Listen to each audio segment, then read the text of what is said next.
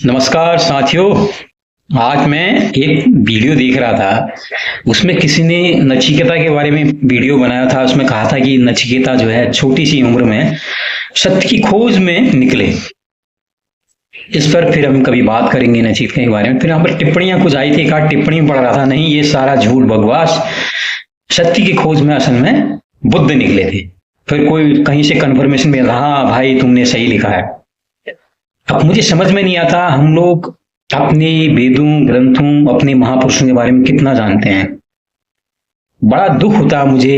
एक महान, इतने हमारे एक धरोहर, हमारे लिए शिखर पुरुष, हमारे भारतीय इतिहास के महात्मा बुद्ध, जिन्होंने अपने त्याग से, तपस्या से एक बहुत बड़ा उदाहरण प्रस्तुत किया, हम उसको उन पर भी लॉबिंग करते हैं। हम लॉबिंग क्यों करते हैं कि बाबा साहब अम्बेडकर ने बौद्ध धर्म अपनाया, तो इसीलिए हम सब लोग, जितने भी लोग हैं, कुछ लोग जो राजनीति से समर्थित रहते हैं, या बाबा साहब को भी जो समझ नहीं पाए बाबा साहब ने बौद्ध धर्म क्यों अपनाया, लेकिन बाबा साहब को अपना जो अनुयायी समझते हैं, जो एक अंधानुकरण करते हैं किसी भी राजनेता का, नेता का, वो लोग फिर जिनको वो लोग फॉलो करते हैं उनका अनुकरण वो भी करते हैं।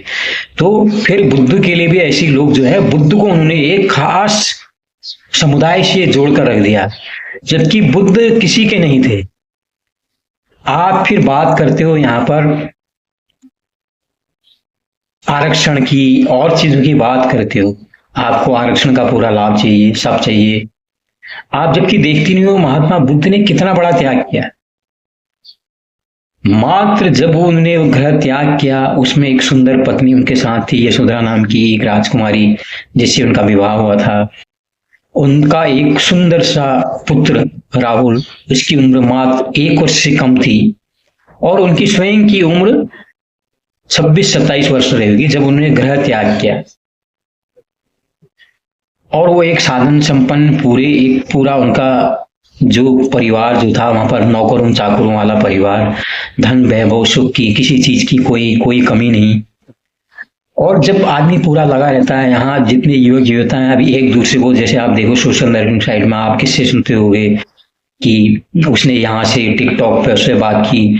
जैसे अब ये एक जो भारतीय एक जोड़ा, एक सचिन मीना और सीमा हैदर की किस्से आप सुनते हो कि कैसे वो टिकटॉक में जुड़े और वो 4 बच्चों की माँ उसके प्यार में यहाँ आ गई। आदमी देखो किस तरह से एक अपने जो दैहिक और पार्श्विक आकर्षणों से आकर्षित होके इस सब में मीडिया में लगा हुआ है।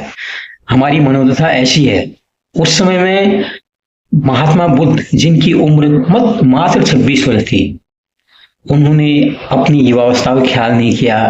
उन्होंने ये भी नहीं किया, एक सुंदर सी युवती, एक पत्नी उनके घर में है, और एक मोह का प्रतीक के रूप में उनका शिशु, एक उनको वो पिता बन चुके थे कि मैं बच्चे को अपने कंधे में घुमाऊंगा, इधर उधर लेके जाऊंगा। वो ख्याल भी उनके दिमाग में क्या नहीं आया होगा। और वो वैभव सत्ता, जिसकी जो महाराज शुद्धोधन जिसको चला रहे थे, जिस शासन को, उनके बाद तो वो शासन भी जो सत्ता है वो महात्मा बुद्ध के ही कंधों पर आनी थी। लेकिन उन्होंने वो सब त्याग दिया। जब उन्होंने देखा ना, एक बार एक बीमार आदमी को देखा, फिर अपने सारथी से पूछा, फिर एक आदमी कोई बूढ़ा जो झुक के चल रहा था उसके बारे में पूछा। जब एक आदमी जिसको लेके जा रहा था, जब उसको लेके जा रहा था मृत शरीर को, जब उनने अपने सारथी से पूछा ये कौन है, उन्होंने कहा ये तो एक मृत आदमी है। ये तो फिर पूछ लिया कौतूहल से बुद्ध ने भी, जब वो छोटे थे। उन्होंने कहा क्या एक दिन ऐसी मेरे साथ भी ये होगा? तो सारथी ने बिना लाग लपेट के सुना, मैं झूठ बोलूं या क्या? उन्होंने हाँ महाराज, राजकुमार ये बात तो सही है, आज जो ये आदमी लेके जा रहा है ऐसा ही मेरे साथ भी होगा और आपके साथ भी होगा। वहां से उनके अंदर से जो देह की भावना है ना, वो पूरी की पूरी खत्म होने लगी। फिर उनको लगा यार जितने ये आकर्षण है, जितना वैभव है, जितना सौंदर्य है, जितना भोग विलास है दुनिया का, ये तो क्षणिक है, मोमेंट्री है। तो तब वो वहां से उसकी खोज में निकले। और जो लोग आज उनके अनुयायी हैं, वो सारी चीज लेना चाहते हैं, उनको सब कुछ चाहिए उनके नाम पर। उनके नाम पर उन्हें दूसरों से नफरत भी करनी है, उन्होंने कोई नफरत थोड़ी की, उनने तो कई नफरत करने वालों को गले लगाया, उनने बिल्कुल नहीं। कई लोग उनके ऊपर कोई गाली दे रहा है, कुछ कर रहा है, उसके साथ भी उन्होंने दुर्व्यवहार नहीं किया। उन्होंने कहा कोई बात नहीं, बेचारा अपनी समझ उसकी उतनी है, मैं उसको क्या कहूँ। तो उन्होंने तो सबको गले लगाया, उनके सामने तो ये पराया है, ये अपना है, वो कुछ था ही नहीं।